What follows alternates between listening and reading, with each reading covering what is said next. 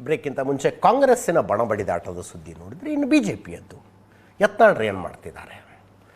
February 10ನೇ ತಾರೀಕು Basanagouda Patil ಯತ್ನಾಳರಿಗೆ B J ಪಿಯ ಶಿಸ್ತು ಸಮಿತಿ ನೋಟಿಸ್ ಕೊಡ್ತು. ಇದು 2ನೇ ನೋಟಿಸು. ಈ ನೋಟಿಸ್ ನಿಮ್ಮ ಕೈಗೆ ತಲುಪಿದ 72 ಗಂಟೆಗಳೊಳಗೆ ನೀವು ಉತ್ತರ ಕೊಡಬೇಕು ಅಂತ ಹೇಳಿದರು. 72 ತಾಸಿನೊಳಗೆ ಉತ್ತರ ಕೊಡಿ ಅಂತ. ಆವತ್ತು ನಾವು ಸುದ್ದಿ ಬ್ರೇಕ್ ಮಾಡಿದ್ವಿ. ಏಷ್ಯಾನೆಟ್ ಸುವರ್ಣ ನ್ಯೂಸ್ ಆ ಸುದ್ದಿ ಬ್ರೇಕ್ ಮಾಡಿತು. ಬಸನಗೌಡ ಪಾಟೀಲ್ ಯತ್ನಾಳ್ರು ಟ್ವೀಟ್ ಮಾಡಿದ್ರು. ಮಾಧ್ಯಮಗಳಲ್ಲಿ ಅವರೇನೋ ಶಬ್ದ ಬಳಸಿದ್ರಪ್ಪ, ವಿಜೃಂಭಿಸಲಾಗುತ್ತಿದೆ, ನನಗೆ ನೋಟಿಸ್ ಬಂದಿದೆ ಅಂತೇನೋ ವಿಜೃಂಭಿಸಲಾಗುತ್ತಿದೆ, ನನಗೇನು ನೋಟಿಸ್ ನನ್ನ ಕೈಗೆ ಬಂದಿಲ್ಲ, ಬಂದರೆ ನಾನು ಉತ್ತರ ಕೊಡ್ತೀನಿ, ಇಂತಿಂಥ ಉತ್ತರಗಳನ್ನು ಕೊಡ್ತೀನಿ ಅಂತ ಟ್ವೀಟ್ನಲ್ಲಿತ್ತು. ಅದಾದಮೇಲೆ ಮತ್ತೆ ಸುದ್ದಿ ಇಲ್ಲ. ನಾವು ಅಂದ್ಕೊಂಡ್ವಿ 72 ತಾಸಿನಲ್ಲಿ ಉತ್ತರ ಕೊಡಬೇಕು ಅಂದರೆ ನೋಟಿಸಿನ ಪ್ರತಿ ಅವರ ಕೈಗೆ ಸೇರಿದ 72 ತಾಸು, ಅಲ್ಲಿಂದ ಟೈಮ್ ಸ್ಟಾರ್ಟ್. ಅದು ಅವ್ರ ಕೈಗೆ ರೀಚ್ ಆದಮೇಲೆ ಟೈಮ್ ಸ್ಟಾರ್ಟ್. ನನ್ನ ಕೈಗೆ ಸೇರಿಲ್ಲ ಅಂದಿದ್ದಾರೆ. ಯಾವಾಗ ಸೇರುತ್ತೋ ಏನೋ ಅಂತ ನಾವು ಅಂದ್ಕೊಂಡಿದ್ವಿ. ಈ ಮಧ್ಯೆ ಪತ್ರಿಕೆಯೊಂದರ ಫ್ರಂಟ್ ಪೇಜ್ನಲ್ಲಿ ಸುದ್ದಿ ಬಂತು. ಬಸನಗೌಡ ಪಾಟೀಲ್ ಯತ್ನಾಳ್ರನ್ನ ಪತ್ರಿಕೆಯ ವರದಿಗಾರರು ಕೇಳಿದಾಗ, ಏನು ಉತ್ತರ ಕೊಟ್ಕೊಂಡಿರೋದೇ ನನ್ನ ಕೆಲಸನ, ಯಾವ ಮಗನಿಗೂ ಹೆದರವನಲ್ಲ ನಾನು, 100 ನೋಟಿಸ್ ಬಂದಿರ್ತಾವಪ್ಪ, ಎಲ್ಲದಕ್ಕೂ ಉತ್ತರ ಕೊಟ್ಕೊಂಡಿರೋಕ್ಕಾಗುತ್ತಾ ಅಂತ ಯತ್ನಾಳರು ಹೇಳಿದರು ಅಂತ ವರದಿ ಬಂತು. ಅದೇನು ವಿಡಿಯೋ ಕ್ಯಾಮರಾದ ಎದುರುಗಡೆ ಹೇಳಿದ್ದಾಗಿರಲಿಲ್ಲ, ಆದ್ದರಿಂದ ನಾವು ಹಿಂಗೆ ಹೇಳಿದ್ರಂತೆ ಯತ್ನಾಳ್ರು ಅಂತ ಪತ್ರಿಕೆಯನ್ನು ಉಲ್ಲೇಖಿಸಿ ನಿಮಗೆ ಹೇಳಿದ್ವಿ. ಯತ್ನಾಳ್ರು ಇವತ್ತು ಯಾರ್ದೋ ಮುಂದೆ ಮಾತಾಡ್ತಾ, ನಾನು ಹಂಗೆ ಹೇಳೇ ಇಲ್ಲ, ಯಾಕೆ ಬರೆದ್ರು ಪೇಪರ್ನವರು, ಯಾಕೆ ಹಿಂಗೆ ಸುದ್ದಿ ತಗೊಂಡ್ರು ಅಂದ್ರಂತೆ. ಆಯ್ತು, ಹಂಗಿದ್ರೆ ನೋಟಿಸ್ ನಿಮ್ಮ ಕೈಗೆ ಬಂತಾ, ಉತ್ತರ ಕೊಡ್ತೀರಾ ಕೊಡೋದಿಲ್ವಾ? ಇನ್ನೂ ಒಂದು ಸುದ್ದಿ ಬಂದಿತ್ತು, ಉತ್ತರ ಕೊಡೋದಕ್ಕೆ ಸ್ವಲ್ಪ ಟೈಮ್ ಕೊಡಿ ಅಂತ ಫೋನ್ ಮೂಲಕ ಯತ್ನಾಳ್ರು ಮನವಿ ಮಾಡಿಕೊಂಡಿದ್ದಾರೆ ಅಂತ.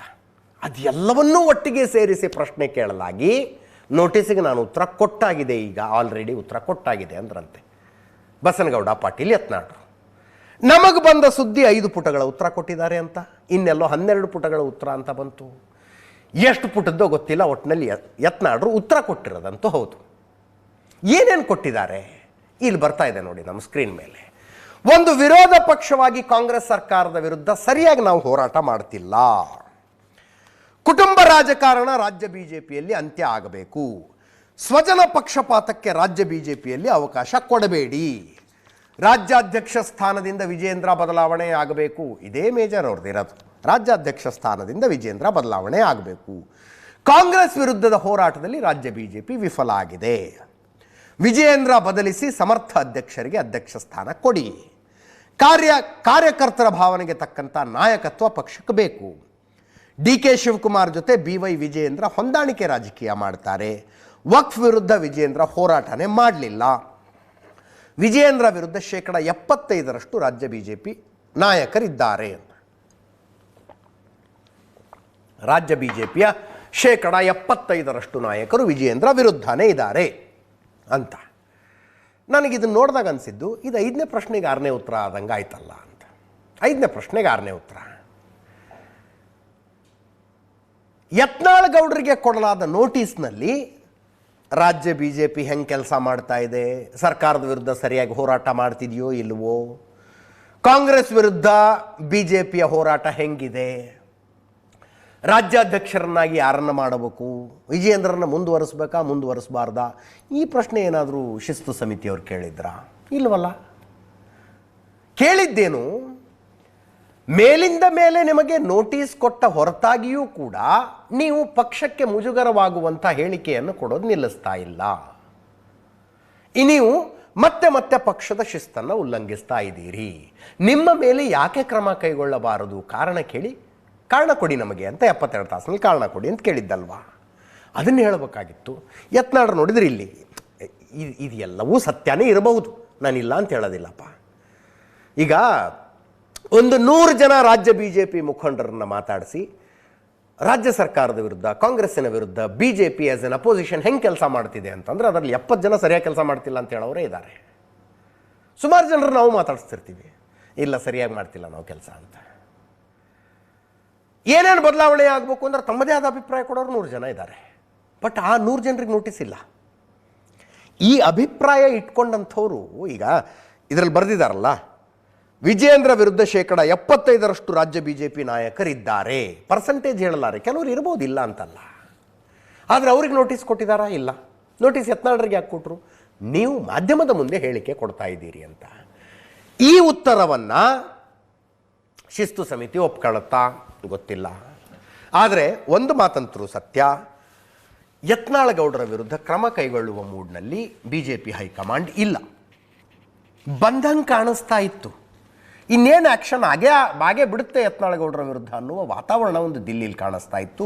ಮತ್ತೆ ಮತ್ತೆ ಮತ್ತೆ ನಮ್ಮ ಈ ಸಂಸದರುಗಳು ಹೋಗಿ ಆ್ಯಕ್ಷನ್ ತಗೋಬೇಡಿ ಅಂತ ಹೇಳ್ತಿದ್ದಾರೆ. ಆ್ಯಕ್ಷನ್ ತಗೋಬೇಡಿ ಅಂತ. ಆ ಕಾರಣಕ್ಕಾಗಿ ಹೈಕಮಾಂಡ್ ಕೂಡ ಮತ್ತೊಮ್ಮೆ ಯೋಚನೆ ಮಾಡೋ ಹಾಗಾಗಿದೆ. ಈ ಮಧ್ಯದಲ್ಲಿ ನಾಡಿದ್ದು 20ನೇ ತಾರೀಕು, ಇವತ್ತು 18, 19, 20ನೇ ತಾರೀಕು ಬೆಂಗಳೂರಿನಲ್ಲಿ ಯತ್ನಾಳ್ ಆ್ಯಂಡ್ ಟೀಮಿನ ಸಭೆ. ಕುಮಾರ್ ಬಂಗಾರಪ್ಪ ಅವ್ರ ಮನೆಯಲ್ಲೇ ಸೇರ್ತಾರೆ ಇವರೆಲ್ಲ. ಇವರು ರಮೇಶ್ ಜಾರಕಿಹೊಳಿ ಯಾರ್ಯಾರು ಬರ್ತಾರೋ ಗೊತ್ತಿಲ್ಲ. ಇನ್ನು ಸಿದ್ದೇಶ್ವರ ಅವರು ಬರ್ತಾರಾ, ಜೊಲ್ಲೆ ಬರ್ತಾರಾ ಗೊತ್ತಿಲ್ಲ. 20ನೇ ತಾರೀಕು ಒಂದು ಸಭೆ. ಇಷ್ಟು ದಿವಸ ವಕ್ಫ್ ವಿರುದ್ಧ ಒಂದು ಹೋರಾಟ ಮಾಡ್ತಾ ಇದ್ದೀವಿ, ಆ ವಿಷಯ ಚರ್ಚೆ ಮಾಡೋದಕ್ಕೆ ಅಂತಿದ್ರು.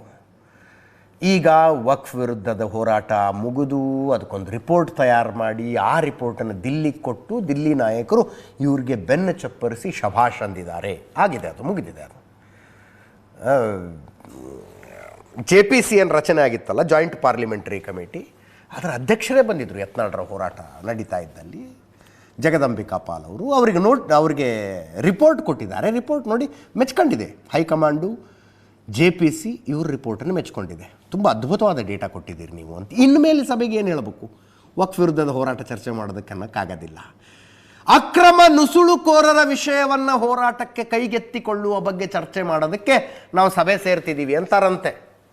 ಅಕ್ರಮ ನುಸುಳುಕೋರರ ವಿರುದ್ಧ ವಕ್ಫ್ ಹೋರಾಟದ ರೀತಿಯಲ್ಲೇ ಒಂದು ಹೋರಾಟ ಮಾಡಬೇಕಾಗಿದೆ, ಅದರ ಚರ್ಚೆಗಾಗಿ ನಾವು ಸಭೆ ಸೇರ್ತಾ ಇದ್ದೀವಿ ಅಂತ ಹೇಳ್ತಾ ಇದ್ದಾರಂತೆ. ಹಂಗೆ ಹೇಳಿದ ಮೇಲೆ ರಾಜ್ಯಾಧ್ಯಕ್ಷ ವಿಜಯೇಂದ್ರ ಅವರು ನೀವು ಸಭೆ ಮಾಡಬೇಡಿ ಅಂತ ಹೇಳೋಕ್ಕಾಗತ್ತಾ? ಅಥವಾ ನೋಡಿ, ನೀವು ಕಾಂಗ್ರೆಸ್ದು BJPದು ಎರಡೂ ಒಳಜಗಳದಲ್ಲಿ ಕಾಮನ್ ಫ್ಯಾಕ್ಟರ್ಸು ಸುಮಾರಿದ್ದಾವೆ, ಡಿಫ್ರೆನ್ಷಿಯೇಟಿಂಗ್ ಫ್ಯಾಕ್ಟರ್ಸು ಸುಮಾರಿದ್ದಾವೆ. ಕಾಂಗ್ರೆಸ್ನಲ್ಲಿ ದಲಿತ ಶಾಸಕರುಗಳು ಮತ್ತು ಸಚಿವರುಗಳು 35 ಜನ ಬರ್ತಾರೆ. ಅವರೆಲ್ಲ ಸೇರ್ಕೊಂಡು ಇಲ್ಲೇ ನಮ್ಮ ವಿಧಾನಸೌಧದ ಹಿಂದ್ಗಡೆ ಒಂದು ಹೋಟ್ಲ್ ಇದೆ, ಮುಂಚೆ ಏಟ್ರಿಯಾ, ಅದರ ಹೆಸರು ಬೇಗ ಬಾಯಿಗೆ ಬರೋದಿಲ್ಲ. ಆ ಹೋಟ್ಲಲ್ಲಿ ಬುಕ್ ಮಾಡಿದ್ದಾರೆ ರಾತ್ರಿ ಊಟಕ್ಕೆ ಸೇರೋಣ ಅಂತ. ಏನು ಮೀಟಿಂಗ್ ಮಾಡ್ತಾ ಇದ್ದೀರಿ, ಡಿನ್ನರ್ ಮೀಟ್ ಆಗ್ತಾ ಇದೆ ಅಂತ ಕೇಳಿದ್ರೆ ಅವರೇನಂದರು, ಹೀಗೆ ಒಂದು ಕಾರಣ ಕೊಟ್ಟಿದ್ರು ಅವರು. PUC ಮಕ್ಕಳಿಗೆ ಹಾಸ್ಟೆಲ್ನಲ್ಲಿ SC ST ಮಕ್ಕಳಿಗೆ ಸೀಟ್ ಸಿಗ್ತಾ ಇಲ್ಲ, ಗಂಭೀರ ಸಮಸ್ಯೆ ಆಗಿದೆ, ಅದೂ ಸೇರಿದಂತೆ ಕೆಲವು ವಿಷಯ ಚರ್ಚೆ ಮಾಡೋದಕ್ಕೆ ಅಂದಿದ್ರು. ಅರೆ ಸಹಜ ಅನಿಸುತ್ತದು. SC ST ಶಾಸಕರುಗಳು ಸಚಿವರುಗಳೆಲ್ಲ ಸೇರಿ SC ST ಸಮುದಾಯದ ಮಕ್ಕಳಿಗಾಗ್ತಿರೋ ಸಮಸ್ಯೆಯ ಬಗ್ಗೆ ಚರ್ಚೆ ಮಾಡೋದಕ್ಕೆ ಡಿನ್ನರಿಗೆ ಸೇರ್ತಿದ್ದಾರಪ್ಪ. What is wrong in it? But DK Shivakumar ಗೊತ್ತದು ಏನು ಅಂತ. ಅವರು ನ್ಯೂ ಇಯರ್ ಸೆಲೆಬ್ರೇಷನ್ನಿಗೆ ಫಾರಿನ್ನಿಗೆ ಹೋದವರು ಬೆಂಗಳೂರಿಗೆ ಬಂದು ಲ್ಯಾಂಡ್ ಆಗಲಿಲ್ಲ, ಸೀದಾ ಬಂದು ದಿಲ್ಲಿಗೆ ಲ್ಯಾಂಡ್ ಆಗಿ ರಣದೀಪ್ ಸಿಂಗ್ ಸುರ್ಜೇವಾಲಾ ಅವ್ರ ಹತ್ರ ಡಾಕ್ಟರ್ ಪರಮೇಶ್ವರ್ಗೆ ಫೋನ್ ಮಾಡಿಸಿದ್ರು, ಈಗ ಮಾಡಬೇಡಿ ಇದನ್ನು, ಆಮೇಲೆ ಯಾವಾಗಾದ್ರು ನೋಡೋಣಂತೆ, ಸದ್ಯಕ್ಕೆ ಮುಂದಕ್ಕೆ ಹಾಕಿ ಅಂತ ಪರಮೇಶ್ವರ್ ಅವರು ಪತ್ರಿಕಾ ಹೇಳಿಕೆಯನ್ನು ಬಿಡುಗಡೆ ಮಾಡಿದ್ರು. ಡಿನ್ನರ್ ಮೀಟಿಂಗಿಗೆ ನಾವೆಲ್ಲ ರೆಡಿ ಮಾಡ್ಕೊಂಡಿದ್ವಿ, ಆದರೆ ರಣದೀಪ್ ಸಿಂಗ್ ಸುರ್ಜೇವಾಲಾ ಅವರು ಫೋನ್ ಮಾಡಿ ಈಗ ಬೇಡ ಅಂತಿದ್ದಾರೆ, ಆದ್ದರಿಂದ ಇದನ್ನು ಕ್ಯಾನ್ಸಲ್ ಮಾಡಲಾಗಿದೆ, ತಮ್ಮ ಘನ ಮಾಧ್ಯಮದಲ್ಲಿ ಇದನ್ನು ಪ್ರಕಟಿಸಬೇಕಾಗಿ ಕಳಕಳಿಯ ಮನವಿ ಅಂತ ಡಾಕ್ಟರ್ ಪರಮೇಶ್ವರು ಪ್ರೆಸ್ ನೋಟ್ ರಿಲೀಸ್ ಮಾಡಿಬಿಟ್ರು.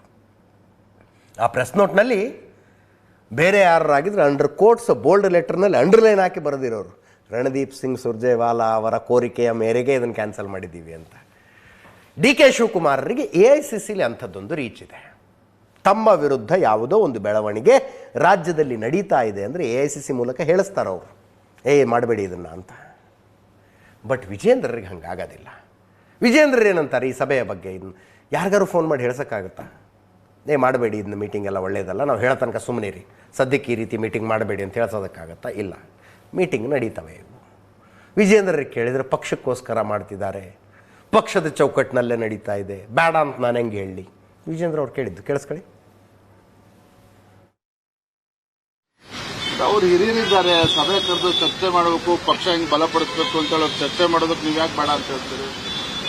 ಅದ್ರ ಬಗ್ಗೆ ನಾನು ತಲೆ ಕೆಡಿಸ್ಕೊಂಡಿಲ್ಲ. ಯಾಕಂದರೆ ಯಾರೇನೇ ಮಾಡಿದ್ರು ಕೂಡ ಪಕ್ಷಕ್ಕೆ ಪೂರಕವಾಗಿ ಆಗಬೇಕು ಅಂತಕ್ಕಂಥದ್ದು ನಮ್ಮೆಲ್ಲರ ಅಭಿಲಾಷೆ. ಆ ನಿಟ್ಟಿನಲ್ಲಿ ಅವರು ಕೂಡ ಮಾಡ್ತಾ ಇರ್ಬೋದು ಅಂತ ನಾನು ಅನ್ಕೊಂಡಿದ್ದೇನೆ.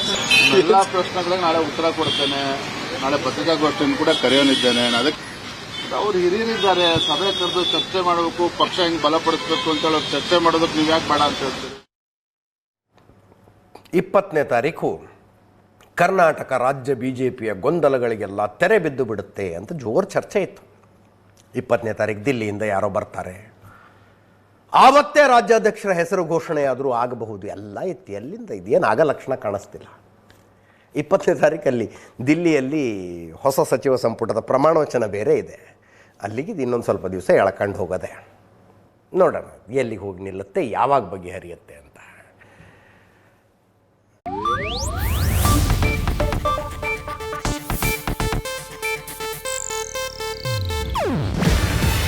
ಇದು ಏಷ್ಯಾನೆಟ್ ನ್ಯೂಸ್ ನೆಟ್ವರ್ಕ್ ಪ್ರಸ್ತುತಿ.